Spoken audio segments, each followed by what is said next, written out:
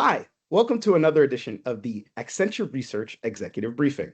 I'm Juan Martinez, Senior Editor at the Harvard Business Review. Today, I'm joined by Rajat Agarwal, Global Commerce Lead Practice at Accenture Song, and Joshua Bellin, Thought Leadership Research Lead at Accenture Song. Today, we're going to be discussing agentic commerce and the massive opportunity this represents for brands, an opportunity so massive that Accenture titled the report Unmissable. Let's get into it. All right, Rajat, what is agentic commerce and why are we talking about it right now? Great to meet you, Juan. Really delighted to have this conversation. Uh, let's go a bit of back in time on the sort of evolution of commerce itself, or maybe I would say the non-evolution of commerce. So historically, commerce has been about search, discovery, add to cart, checkout. And this process has remained the same, whether it is physical or digital, for many years. I think the promise of agentic commerce is to really disrupt this whole process that has existed for so long. We are moving in a world where the entire commerce would be intent-based shopping. So really what the customer's context is at that point of time. And this will be supported by an autonomous orchestration from pre-purchase to post-purchase. So this is a massive transformation, really a step change from how commerce has operated for many years. And by the way, it doesn't stop here because it starts with customer experience, but then it extends to all the operations that support commerce. And we were living in the world of real time, but I think the word in agentic commerce that we expect to be used is all about adaptive execution, and in a manner which is extremely efficient. So I think this is a transformation that is very profound. And while it starts with customer, but then it extends to all the functions of a business. Joshua, what do you think? Yeah, I totally agree with Rajat. I mean, this is where an AI agent acts on a customer's behalf across some part of the buying journey. And that really touches on a lot of what an enterprise does, right?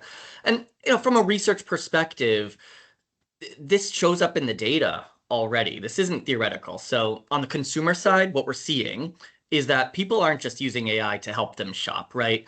They're really starting to defer to it. So we had a recent survey where we saw 90% of frequent AI users in North America told us that they'd switch away from a brand that they currently prefer if their AI assistant recommended a better alternative. So that's real delegation, right? That's not just assistance. Then you have the executive side, which is that a quarter of executives in another recent survey told us that within 3 years, AI agents are going to be their #1 audience for content, which would surpass even search engines. So leadership is already redirecting some attention and investment to this kind of new audience that didn't exist just a few years ago. And it's two sides of the same coin, right? Consumers are willing to delegate. Businesses are starting to recognize that they now have a second audience. So that's why the definition that Rajat's giving matters, right? It's agents acting on a customer's behalf that really does actually change so much of what an enterprise does. All right, let's take a step back because I feel like we're seeing a lot of words here, but I think a lot of people, when they hear agentic, they still think Gemini, they still think ChatGPT. So, Rajat, where are we? What does this actual landscape look like? Are those the things we should be thinking about, or is there more to it? So the way we visualize this, obviously we are in early days in the journey at this point of time. But what we visualize is that customers would be interacting with two types of agents. One would be what we call as horizontal agents. So this is what you describe as ChatGPT, Gemini, there is Amazon, Alexa for shopping now, there is Walmart Sparky. Essentially, each of these agents will be cross-category. They will try to help the customers on really agentifying the journey that I just spoke about, which is from search, discovery, add to cart, and checkout. So that is what these agents will do. They will do it in a very efficient manner. But then we also imagine a world where there will be vertical agents. like all of us, each of us have different commerce missions to attend to.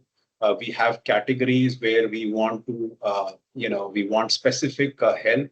I mean, just imagine that if you are sitting in a Sephora store versus if you are in a let us say a fashion store. The physical salesperson, the way they are trained is very different. And we anticipate the same role of a vertical agent who can really help the customer in going through the category nuances, in helping them with their entire journey, which goes beyond just the whole agentifying of the basic commerce process. So that's a massive opportunity, and companies who are really able to differentiate on this could be also big winners out here. Joshua, is that how you see it as well? Horizontal, vertical? Yeah, when I think about this, and I have to tell you, I was a history major in college way back when, so I tend to put a historical frame on these things. I think there's a pattern that's worth flagging, right? And that's when, when a new intermediation later comes in, like search or app stores or marketplaces, you tend to get a brief period where everyone assumes that one player, one type of player is going to dominate. But then the market usually typically settles into a few horizontal aggregators, and then also this long tail of vertical specialists who, like Rajat was talking about, own those deep relationships. So I think the consistent lesson here is that horizontal layer will capture volume and the vertical specialists will capture margin and loyalty, right? The travel industry is a great recent example of this. Like Google and OTAs, they captured a huge volume of travel discovery. But then, for the hotels and the airlines, it's like there was an economic problem with that. There was a disconnect to customers, and it wasn't so great. So now you have reinvigorated loyalty programs, direct booking only perks, app only pricing, lowest rate guarantees if you book on their own channels. So, airlines, hotels can now be vertical players capturing margin and loyalty, but you still have that horizontal layer of OTAs, right? So you settle into a fairly diverse landscape of both horizontal and vertical. And I don't think there's any reason to think that this agentic landscape won't take a similar shape to that. Rajat, who's going to win? Will it be horizontal? Will it be vertical? Should I be focusing on one or the other, 50-50? How do I know who's going to come out on top in this little battle between those two types? I mean, this obviously, the jury is out, but I feel that we should look at in the context of both will coexist. The customers would be looking for, would be relying on a few horizontal agents, but then they will also have their preferred vertical agents. I think the key strategic issue, if I were to see, for companies which are beyond just, let's say, Walmart, Amazon, which have the right to be horizontal agents, is what do they do? Should they just sort of try to mimic being a horizontal agent on their own platforms? Or do they invest deeply and sort of differentiate themselves and really take this opportunity to even further deepen their customer relationships and, sort of offer vertical agents? So obviously, I think the answer, at least from my perspective, would be there would be space for both. But it would really be how really players take the initiative from here. All right, Rajat, let's stay with you for a second. And I'm going to put my skeptical journalist hat on for a sec. Every year I read something that says this changes everything. The world is different. It'll never be the same. What do you think, Rajat? See, obviously, there is a good reason to be skeptical about these changes, particularly in the early cycle of this. But what we see, has really deepened our conviction, and what we see on an everyday basis. I would just sort of put it to you. I think the reason to be optimistic is that first and foremost, if you just look at from the existing situation of commerce, the entire ecosystem works, but it is not loved. There are many friction points for the customer. I mean, I think in our report, we had highlighted that almost 85% of all carts are abandoned, actually. There's just too many choices around. There's too much of friction around that exists. Even for companies, managing commerce is a hugely complex activity. In a lot of cases, actually, for companies, commerce is digital commerce specifically is not the most profitable channel, just because of the sheer scale, the complexity that is in. So there is an inherent demand for something better.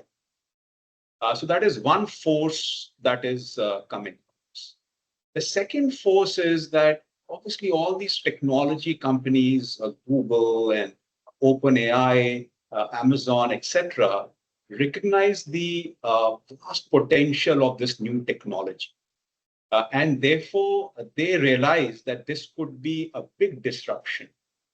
And so therefore, unlike previous times, there's not one company, but a collective power of many companies which are trying to disrupt this, innovate in this particular space.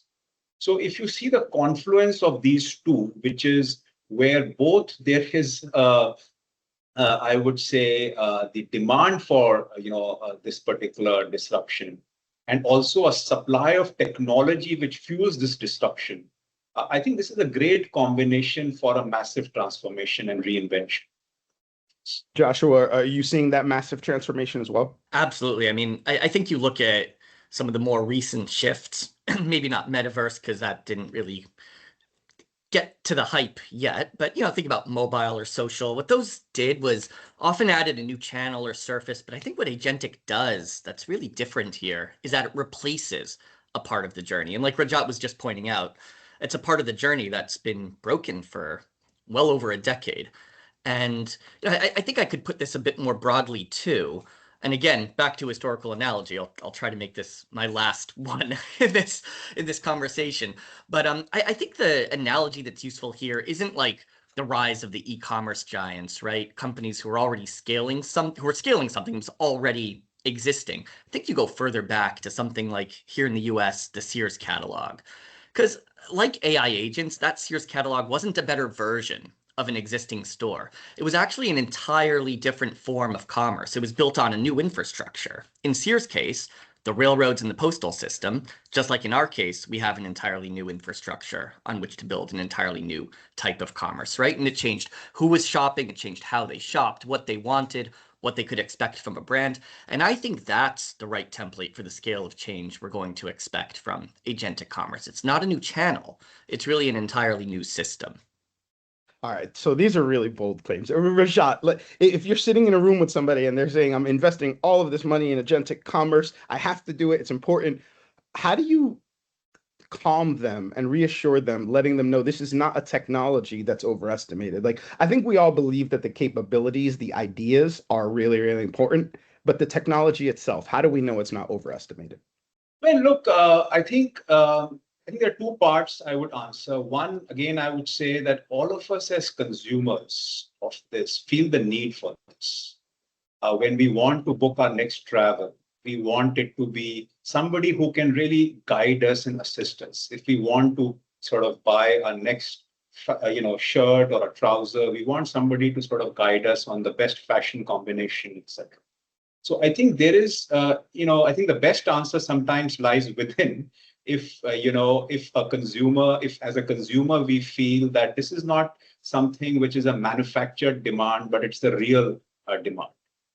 The second thing I would say is that if you see the early evidence of this is highly encouraging. So whenever we have got into our clients, they have got massive uptick in their traffic, as well as, more importantly, a very significant jump in conversion rates. And I guess, therefore, the early evidence is that whenever we provide this to the customers, there are real tangible benefits to be had, which can fuel this transformation, simultaneously as we go along. So I think that's why it gives us the confidence that, or it should give our clients the confidence that to really invest in this. In fact, I would say the biggest challenge for them would be to ensure that they deploy the technology in a way, they create the agents in a way that can be trusted by the customers. And therefore, yes, while the technology exists, but then it has to be harnessed properly and in a deliberate manner so that it can be truly effective, because the trust would be the key word for the customers. Part of the reason I enjoy doing these Accenture briefings is because most of these or all of these reports so far have been based on actual research. It's not a long op-ed that you guys stuff into a white paper. Joshua, walk me through the methodology. How did you come to these conclusions? Did you talk to a lot of people? Was there a survey? How did we come to find that these ideas are actual ideas and not just lip service? Yeah, and in this case, I think it's a particularly interesting answer to that one. Because what we did was we did the research really with two parts. The first was something more conventional, right? Where we looked at signals from recent consumer and executive surveys that Accenture's fielded. And, that gave us indications that this is happening, this is real. But the part that makes this report different, and something I'm personally very excited about using, is that we engaged Aru. Aru is a leading AI-driven synthetic research firm. It's a startup that Accenture has actually invested in directly. And we partnered with them to run an agentic commerce simulation. So what does that actually mean? So Aru lets us model how consumers behave with agents at scale under different conditions before the market fully forms, right? Because I think that's part of the challenge of all of this. We're trying to study where this is going before the market is fully formed for it. So partnering with them let us essentially model how this is going to change purchasing and demand by looking at how it's likely to change the behaviors of 50,000 synthetic consumers around the world, right? Real world data on agent mediated commerce is still thin. Because as I said, that market is forming, but simulation lets us look around the corner and do so with discipline. So I'm very excited about this. It's the second time that I've partnered with Aru on a research project, and it's always just such a wonderful set of insights that come out of it. Synthetic is one thing, but Rajat, when you talk to actual businesses, are they seeing what the simulations produced? Are they seeing real world results that are similar? I mean, I think I just mentioned to you that whenever we are deploying this with our clients, they're seeing real results. Obviously, in early days, we know that 30% of Walmart's referral traffic is coming from ChatGPT. Of course, you can argue that still 1% of Walmart traffic, but growing very, very rapidly. We also, if we see China ecosystem, that's very interesting because China commerce ecosystem is quite evolved, I would say, as compared to even some of the Western commerce ecosystem. And there, almost 600 million Chinese customers have been reported to have engaged with some form of agentic commerce, literally in the last 3 to 4 months. And Alibaba has come up with Quen, which is being widely used. In fact, it is agentifying the entire journey. Even ByteDance has launched Duobo. So a lot of action is happening, and therefore the customers' uptake on this makes us very, very bullish. And therefore, some of the research that has come out on Aru is actually confirming what's happening in the real. As someone who's edited and written and read a lot of research papers, the one thing that caught me right away when I opened this one is that it's titled Unmissable. Can you talk, Rajat, a little bit about why you named this Unmissable? And you say that this is going to affect every industry and every stage of the commerce journey, which is why it's unmissable. Can you go into a little bit more depth about that? Yeah, unmissable is really what we believe because this is a moment of time that nobody should miss, if you like. And the time to act is now. So I think the title seemed very apt, quite frankly, from our perspective. And you are right. I think what we did was we looked at different commerce missions. So even before we went to Aru, we said, what are the different commerce missions that customers have? So in some cases, they go for repeatable transactions. Where you're buying your groceries. And you could see the role of agent here being making the whole journey autonomous, finding the best value substitute, finding the right pricing, reordering in an autonomous manner. That's, let's say, one set of commerce missions. The second set of commerce missions is the lifestyle purchases. So whether it's beauty or fashion I spoke about, here the customers are looking for advice on fashion. They're looking for the right combinations. And again, you could visualize that how agentic solutions can help. Then if you further go down, in a lot of cases, customers have to make very complex decisions, like travel or like buying computers or, high-end electronics.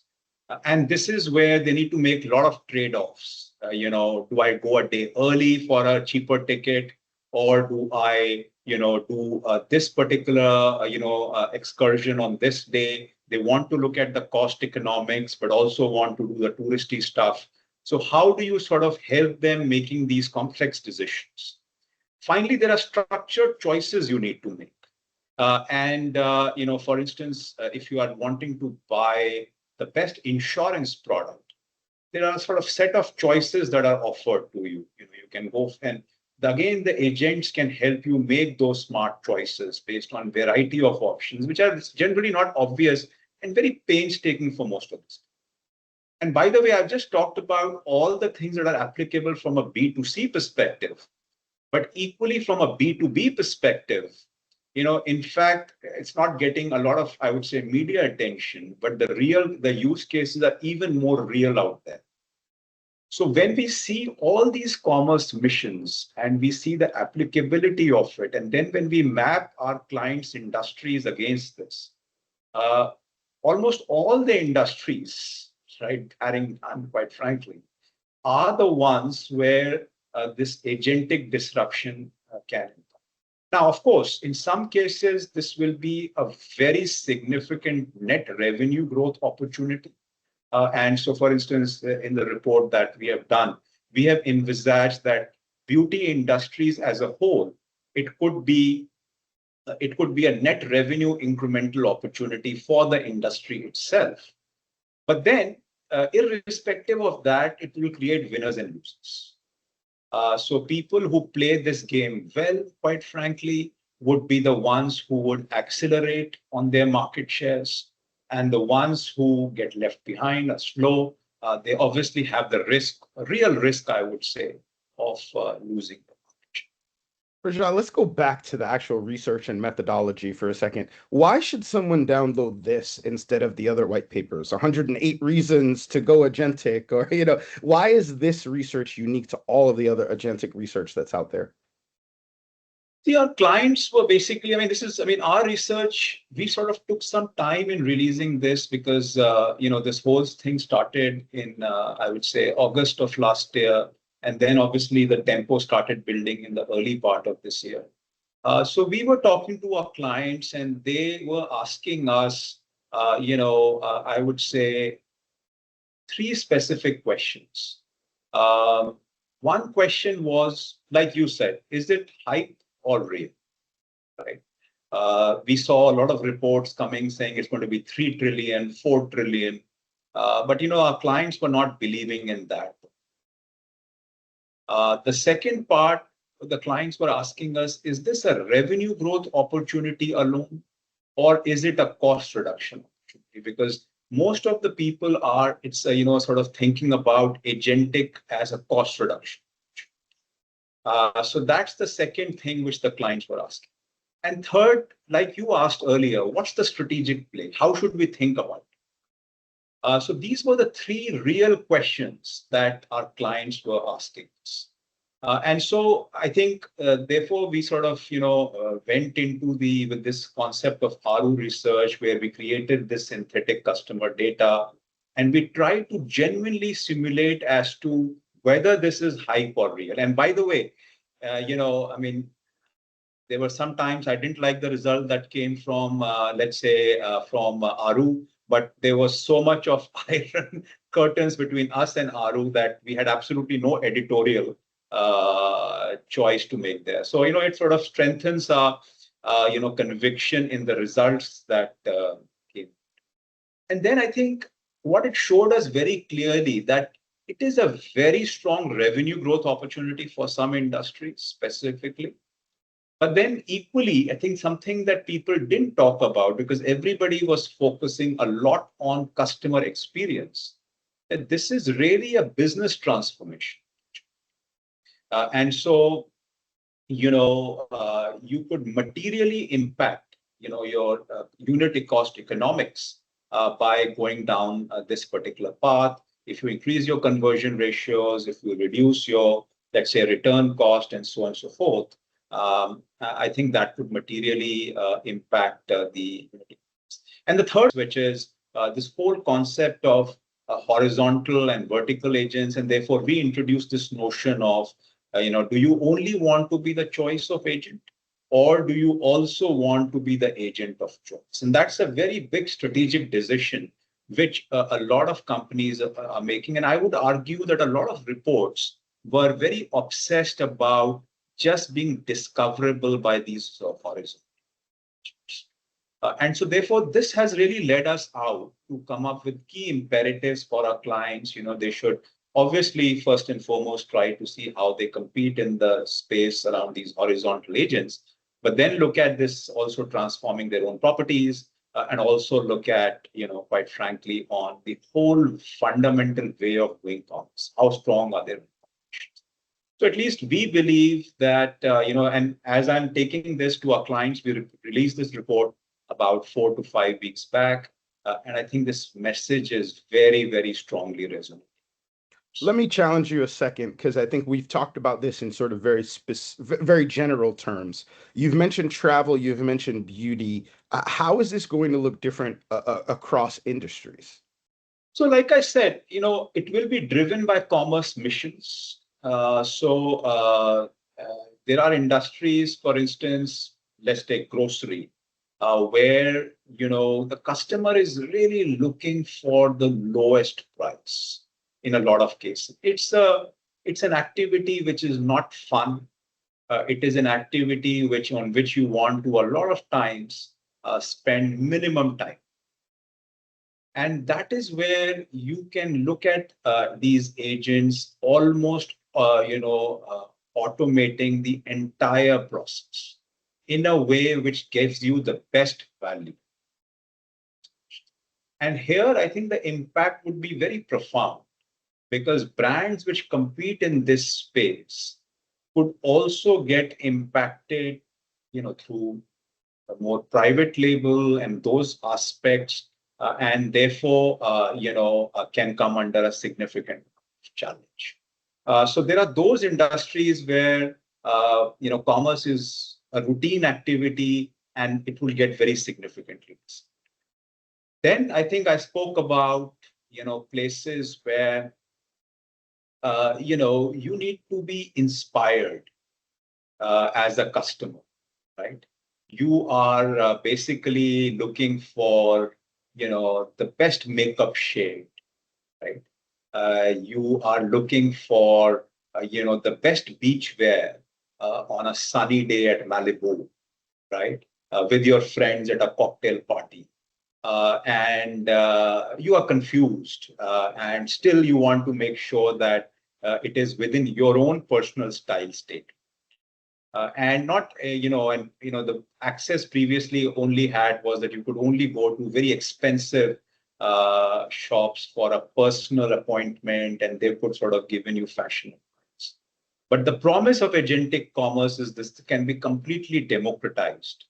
And therefore, in this case, actually, brands who do it well have the ability to further improve their brand power, because that reinforces that brand trust, that reinforces the brand confidence. And then there are places, like I mentioned, where customers are simply confused, right? They have so many options and they don't have time to make those decisions. And this is where, Agentic can sort of really understand your true intent, and, sieve through various complexities and make it very simple for you. While I think at the same time, it will be imperative to ensure that the human remains in control in these kind of cases. And so here the challenge for companies and brands would be to make sure that they allow agents to ensure that their products are well understood, those modularity exists in their products so that clear choices can be made. For a lot of time, for instance, in travel booking, even now you'll be surprised that if you do a combined travel booking of tickets and hotels and your taxis. If you have to change one, you might have to change everything. So some of those business models will again get disrupted, and for you to sort of succeed in this. So I think that's why it gives us the confidence that it will disrupt all the industries to the point we discussed earlier.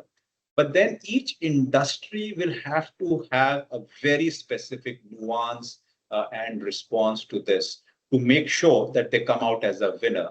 Otherwise, it could be, as one of my colleagues said, a tsunami that comes and can make a very genuine dent in your business. Joshua, in the report, there are so many interesting tidbits about how people are shopping and how Agentic is going to change industries based off of this. Can you walk us through some of those details about how people are shopping and how they're using agents within these ecosystems? Yeah, absolutely. And this reinforces so much of what Rajat was just talking about. And this is where the simulation research gets really interesting, right? You were just asking me, how are people using this? And we have some evidence for that, but I think the simulation takes it a step further. How are people likely going to be using it? And you can start to see the contours there of where big systemic changes are likely to happen and how this is going to likely differ by industry in many of the ways that Rajat just mentioned. So first of all, just to say, we often have said, and we've said this a few times already, that this isn't just a channel shift, but you should also know right off the bat that our simulation does show 45% of shoppers are likely to shift at least half of their commerce activity into agent-mediated ecosystems within the next, let's say, 18 months, right? So already that's big. It's already something brands truly need to be aware of. But, that's just one part of it, because something that really surprised us was that there's going to be a meaningful share of agent-mediated interactions and transactions that aren't substituting for existing demands. This isn't just someone, they used to use an online marketplace and now they're shifting to agentic. No, this is net new demand. So I'll give you an example, right? Where are these new commerce moments happening? So let's just say I got a new used car and brought it home and it's high mileage. And I say, how do I take care of this high mileage vehicle? Chatting into an LLM about it. Well, now if you're a motor oil brand, maybe you'll be surfaced as a solution here to my problem for how to take care of this car. Now, the customer isn't going into this conversation thinking that they're going to buy motor oil. They're not asking, can you compare me the best motor oil for my car? They're just saying, how do I take care of this thing, right? It's a problem in their life. And perhaps they never even considered getting a specialty motor oil. But here they are now, right? They're about to buy a motor oil because they're having this conversation. And I suspect that we've all probably had similar experiences already using the kind of horizontal agents that we've discussed. And what I think that does is it changes the strategic stakes pretty massively, because it no longer is just a fight over existing share of wallet, right? It's a real new pool of demand that's being created in real time.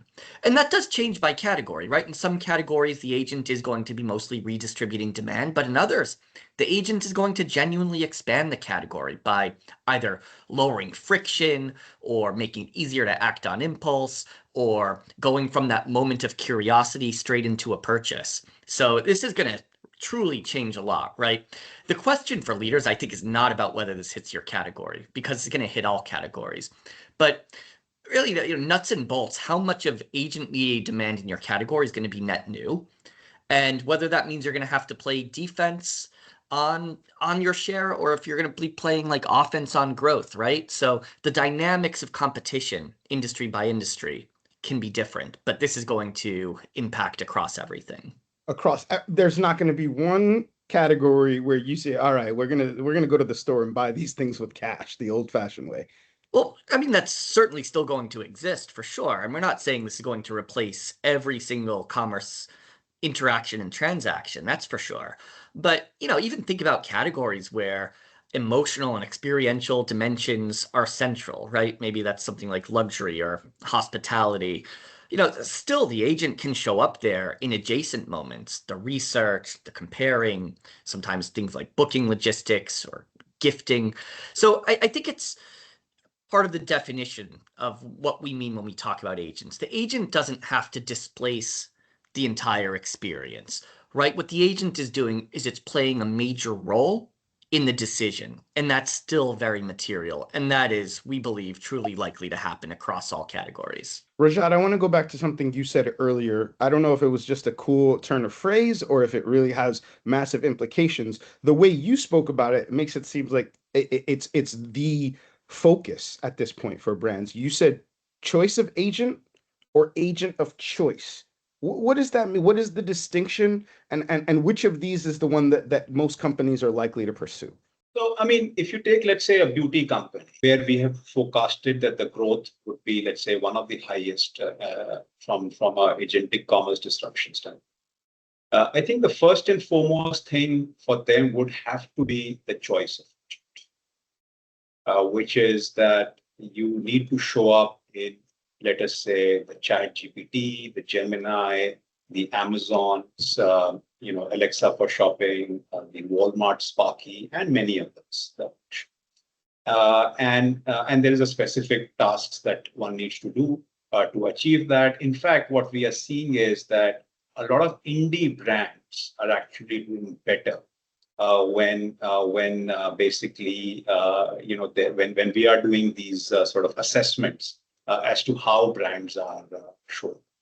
And then it's not only an aspect of showing up in a prompt; it is also showing up in the rank.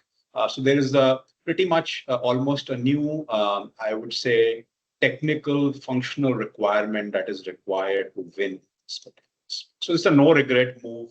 One has to do it. Even retailers have to do it to a very large extent. The other, which I think you said, is the the choice of sort of the play around words around agents of choice. And again, if I stick with the beauty example, here, for instance, the fact is that the customers are looking for something more. They are looking for an experience that when they go to a beauty shop, how are they attended to? How is the brand or that retail environment able to understand their specific requirements? Are they struggling with a hair fall? Are they struggling with a dandruff? Are they suffering from different skin ailments, or are they wanting to look good for a party? For instance, fragrances. It's a very difficult product to do to purchase online. So how do you ensure that you are really helping the customer with their sensory requirements? So here, as I mentioned, that we envisage that brands can either sit out of this action because they might feel that it's too we are too small for this, or some large companies or some companies who have deep category expertise can harness into their years of understanding of customer. And really, get into their specific domain knowledge, their deep customer insights, and train their agents, which can give them authentic and trustworthy advice. It's not just about spewing an answer. I mean, that everybody can do, but really giving an answer which understands the context of the customer and understands the category and give the right answer. So this will be really a strategic issue which companies would have to grapple with, brands will have to grapple with. For instance, brands were quite late when the digital commerce started on the whole D2C revolution. So whether they want to be in that same mindset or they want to be a bit early on this cycle. Similarly, retailers and platforms across banking, across all other categories will also have to think that whether they just mimic a horizontal agent on their platforms or they sort of go and become true agent of choice for some of the high intent missions for which customers are coming. So I think it's a deep choice for everyone. Choice of agent is a no regret move. But for some companies, I think it's a strategic issue whether they should invest in agent of choice. The way you're describing it makes it sound binary. Do you have to be an agent of choice or master the choice of agent? Are these two things that you just have to choose at the beginning which one you're going to pursue? See, for most companies or a lot of companies, the first one is an absolute must, right? That has to be done. Choice of agent. Choice of agent, that is. But then for a lot of companies, it's an and, which is that you can, obviously, you need to do the first one. But then you also should think about becoming the agent of choice. Because if you don't do it, somebody else can do it, and it becomes a hugely disruptive factor in your industry. Josh, what do you think? Did the research bear that out? Are they mutually exclusive strategies, or is there a possibility just for some small number of companies to pursue both? Yeah, definitely not mutually exclusive. As part of the research, we did do a deep dive into what you might call the agentic commerce landscape today and where that's likely to go. And what really did show up is that different parts of the customer journey reward different postures, right? So just for example, choice of agents, that tends to pay off most in the discovery and evaluation stages, where the horizontal agents are doing pretty clean sweep across options. And Rajat just explained, why that's so important for pretty much every company as a no regret move. Agent of choice, that tends to pay off most in the ongoing relationship. Things like replenishment or post-purchase, what's the next purchase in the sequence, and deep category context, deep category expertise is going to win there.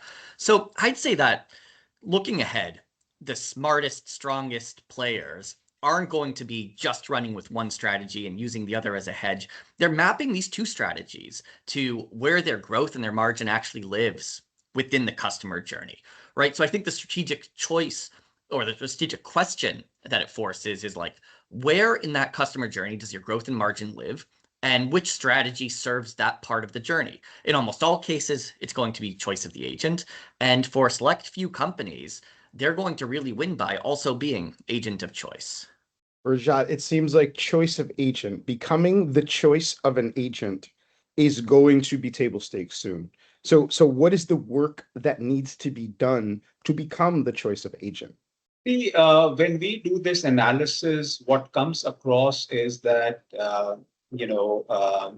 the sources from which the customers from. So if a customer is doing the prompt on, let us say, on Chat GPT, and then if you sort of dig a bit deeper, then what these LLMs are trying to do is they're trying to source data from your brand properties, from, let's say, a lot of commerce properties.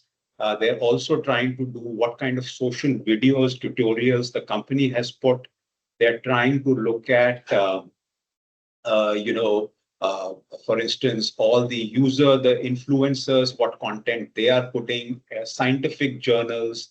They're also putting, from different other editorial sources. So there is a whole host of information. Now, there are two imperatives for this data. Right? One is that all of this data, to the extent possible, it should be what we are calling is AEO, GEO enabled. So AEO is essentially answer engine optimization, which is, when you are creating a brand page or you're creating, let us say, a commerce page, frequently asked questions. So, for instance, when you are typing, oh, is this shoe good for hiking, right? Then, to that extent, if you already have that as a frequently asked question. Right? So that is one aspect of it. The second aspect of it is meta tagging all of this data so that these data are machine readable. But this is again table stakes. What agents are looking for is huge amount of consistency across these. So they're getting, a lot of noises from different sources. And if they are not saying the same thing, these agents get confused. So the task really in front of the brands then is also to make sure that they invest, they monitor, and ensures that it doesn't become a noise but a clear symphony which these agents can interpret and recommend to them. So I think this is one part of it, and it doesn't stop here. And I can keep going, quite frankly, but I know we have limited time, so I'll stop. So the other is really how they capture product data themselves, right? And in a lot of cases today, when we look at companies, how they manage product data, it's very functional. It is to say, okay, this is the size, this is the color, this is the ingredients, and that's it. it's a very almost compliance kind of information that is captured by any product information management system. Going forward, in fact, one of the biggest announcements that Google made during NRF was expansion of their shopping graphs, which can capture much more additional information about a particular product. What is it good for? What is this not good for? When to use this, etc., etc. So that's a humongous task because most of these companies have thousands of SKUs to sort of expose to these agents. And then I think there is obviously I can go into a bit of technicalities of how you also improve experience. So you can create an app on these agents. For instance, ChatGPT allows you to create an app on these platforms. And how do you create stronger pipe connections either through MCP, ACP, UCP, etc., to make sure that your information is directly inferenceable by these agents. So there is a set of activities which these companies need to be doing. They need to sort of invest, in our opinion, almost a COE for ensuring, because so far they have just marketed to humans. Now they need to market to agents. And obviously, since there's a lot of work companies do to market to humans, I would not imagine the same being replicated, but then they need to invest in developing this muscle. As that moves forward, it seems like the more complicated the SKUs become, the more complicated the payment infrastructure needs to be. Is that something that you're seeing as well? Yes, I mean, payments, ensuring that the payments infrastructure keeps pace with this would be very critical to ensure the entire journey gets facilitated. So how do I create that trust for a customer to share their payments information, payments details, and then let the agents act autonomously? It's a weird one. Which is that on a night when you are sleeping, you suddenly see an agent saying that, oh, by the way, I've bought this item for you, which was going at 20% flash discount. So they have done a great deal, but then you need to have that trust because if it goes the wild way, then of course it can create huge amount of losses and liabilities for companies. So I think there is a bit of a table stakes. There's a lot of investment going on in this particular space, and we are also helping clients work on this quite extensively. But then there is an opportunity to reduce frauds. So currently, even in today's digital world, frauds are quite common. If we invest in these safeguards, we can significantly reduce frauds going forward, but then also allow for microfinancing opportunities. So, the agents can, you could also say, okay, buy this one for me, this particular product for me at the best possible financing options. So it can, offer those moments as well. So for the payments and finance companies, obviously they need to invest in the infrastructure, but this also creates a very material monetization. How about the supply chain? Supply chains have been modernized for so long. I mean, there's so much automation that already takes place there. But will agentic commerce sort of change how the supply chain needs to be run? Absolutely. I think, as I said in the beginning, the transformation is across. So I think one is a here and now problem. So in a lot of digital commerce, it's about the returns management. It's a highly complex process. Its customers are unhappy with the process, and the companies are unhappy with the process. So the whole agentic intervention of actually trying to anticipate what could be various return events and prevent them itself could be a very, very important activity. The second thing which I would say is that historically, not historically, even now, supply chain, the word that is being used, and I mentioned it earlier in my opening, was real-time execution. I think what agentic will help us achieve is adaptive execution, because your weather changes, there is suddenly a drop from a celebrity on a Instagram and demand zooms. How do you predict that demand and make sure that the product is stocked up?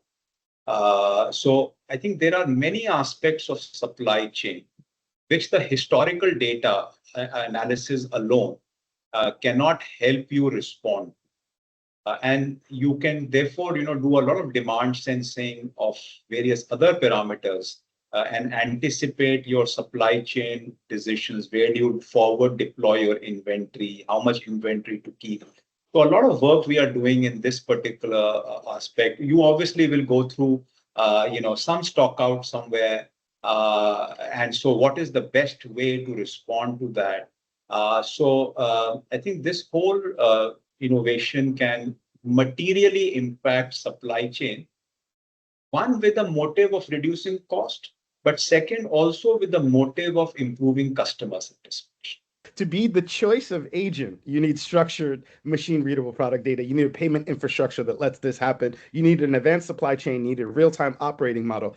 To become the choice of agent, what does your talent strategy need to be?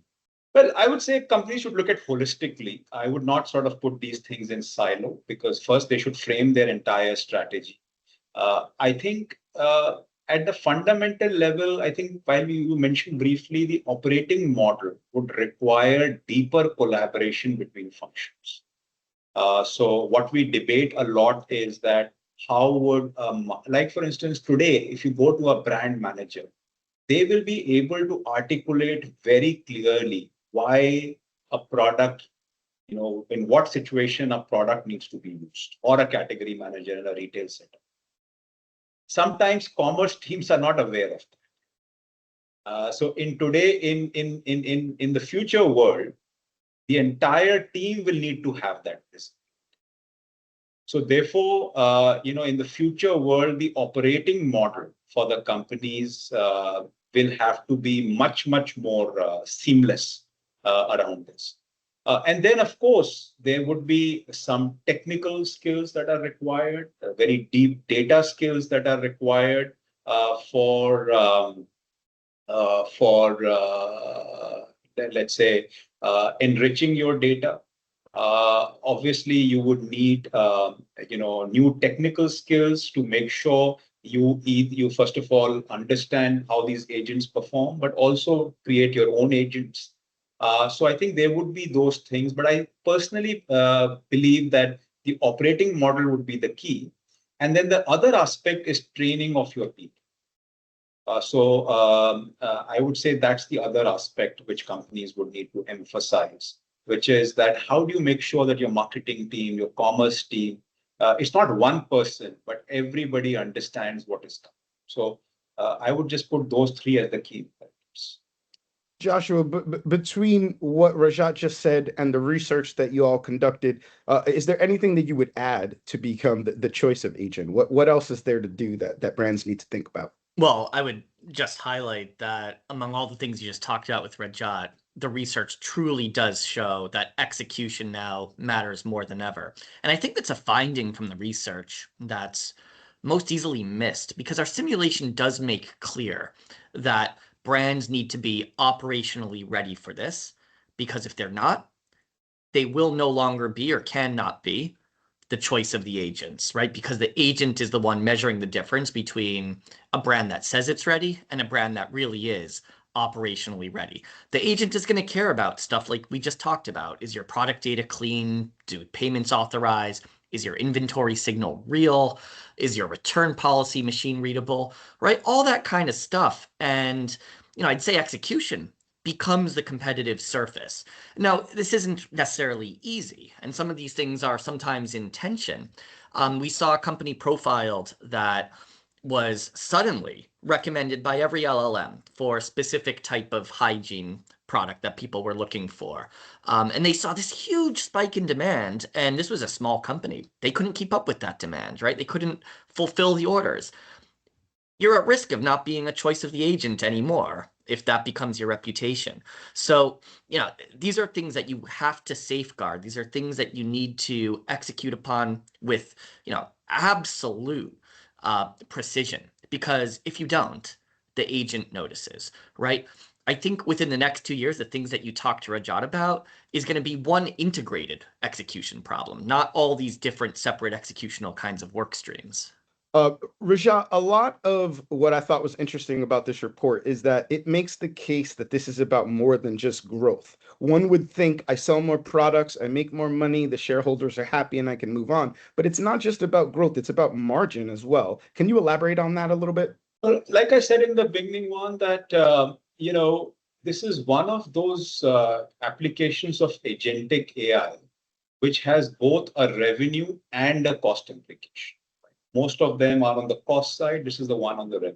But like I said, a lot of people feel it's only revenue. I think if you today look at the conversion ratios, I mean, so let me back up a bit. One of the biggest costs for digital commerce today is cost of acquisition of a customer. And the reason it's so high is that typically, if a traffic of 100 comes on a platform, only 2 converts, right? Because the platforms don't know customers' intent and all of those things. The moment, let's say, you can enhance this to, and what we have seen with our clients already is moving it to a 5%. Then suddenly you can see the cost of acquisition coming down. We mentioned about 85% cart abandonment. Just imagine if you can reduce that significantly. Returns ratio in some industries like fashion could be upwards of 15 to 20%. How can you manage that effectively? Payment frauds exist. The supply chain costs, the forecasting accuracy in the best cases at a SKU level tends to be at 70 to 75%. The entire operations itself of commerce is extremely manual. So typically a company is ending up spending 5 to 6% in managing commerce operations itself. And all of this can be automated. So if you put all of this together, individually, they might look a percent here or percent there. But if you add all of this together, it can have a transformative impact on the unit economics of doing this business. So I think this is the story which I think is still under wraps for most of the conversation that is out there. But that is why we want to surface it, because this can be a very significant difference between winners. All right, you're very convincing, and I'm ready to go out and build I'm ready to build my infrastructure so that I am the choice of the agent. But be honest with me, this is expensive. This is not going to be something that I can just pay a software provider $99 a month to get this up and running. What do I have to do here to get started? No, I think the first and foremost is to frame this in the business context. This is no longer a technology cool technology that is coming. It is a seismic shift in how consumers will work. So I think that's the first and foremost thing that companies need to sort of do. And then, of course, rally the whole organization around this. There are obviously some no-regret moves like the one we mentioned around choice of agents. I think those can be made instantaneously. From an Accenture standpoint, a lot of these things can be done in a very partnerial manner as well. But then I think one company has to look this, as I said, in the strategic context. They're spending hundreds of millions of dollars in marketing budgets. The world is going to change around. So how do they ensure that there is a right optimization of these spends to make sure that they get ready? So maybe I didn't answer your question directly, but I think for most of the organizations, it's about putting this in the right context first. Before thinking it's like a cool scientific experiment. Who do I talk to first? Is this a CMO conversation, a CIO conversation? Who's the person that I need to go to say, listen, I need the funds to do this. It's an investment. It's not an expense. Please help out. Who's that conversation start with? I think it's all of the above. It starts with the CEO, quite frankly. So it is definitely not a technology only. I think that's very important to emphasize. This is a business transformation discussion. This is the last question I'm going to ask, but I think it's the most important. You're sitting down with the CEO right now. They just read the report. They watched this conversation. What is the most important thing that they should take away from all of this? I mean, the way I feel is that, look, change is coming. And one can say it's early, or one can say, we are already late. Those could be the symptoms. My encouragement to CEOs is that the true winners, when we have seen in the past, are the ones who have moved when things were still ambiguous. And so, because it allows them to set the rules of the game, it allows them to set the table in a manner. So my message to most of the CEOs is, don't wait for abundant clarity. Don't wait for saying that we will only move when 10-20% of things have already moved. The direction is very clear where things are moving. The winners will be the one who move faster than waiting for that ideal moment to arrive. So I think that's the key message which I would give to the CEOs. The time is now, essentially. Joshua, what is your one takeaway from the research and from this conversation? Yeah, I would absolutely say to a CEO, look, this is not just a customer behavior change. This is not just customer experience implications, right? I said, one of the key findings from the research earlier is there's net new demand here.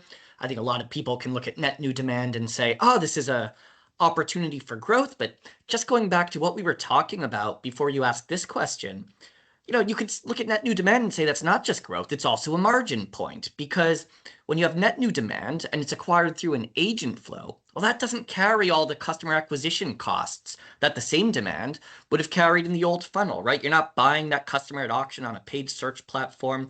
You're earning them inside a flow where the agent has made the match. So agentic commerce, it shrinks the existing cost stack, and at the same time, it's bringing in incremental demand at a structurally lower cost to acquire. And in a way, that's kind of magical, right? Because that means both ends of the P&L are moving in the right direction at the same time. And that's rare. And to me, that means that this isn't, like Rajat said, a technology conversation. This is, in fact, even a CFO conversation, right? It's certainly not just technology, and it's not even just a CMO conversation. This is truly a transformational opportunity for an enterprise to reinvent around. And that's where I would want to leave the conversation with the CEO. Joshua, let me get your final thoughts on this. Is there anything that we haven't discussed that we should touch on before we wrap it?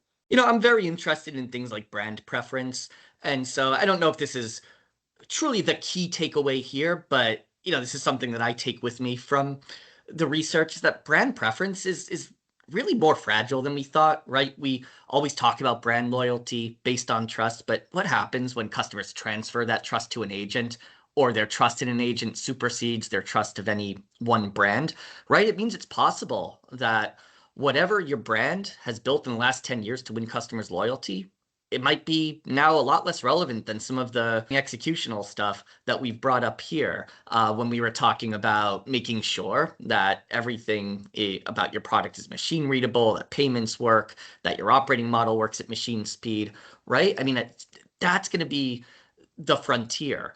And I think the lesson is you just can't keep optimizing for an audience that's no longer the one solely making the call. Joshua, you're a history buff, so I'm going to ask you something that is not in the report at all, just your opinion alone.